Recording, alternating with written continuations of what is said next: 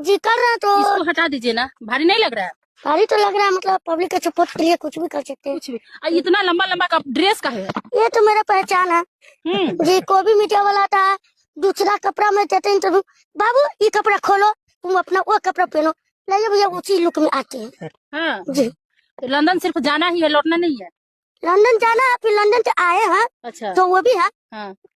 सुना तारू, हम लंदन के चल आई, सोचे था लुधियाना चल जाई। तो मैं मेरा बोला था हमरा धोरी के चौपे दीवाना बा, धोरी के नीचे चौर लुधियाना बा। तो हम आग बोतरी तोरा धोरी के चक्कर में हमर पार बात खराब हो जाता।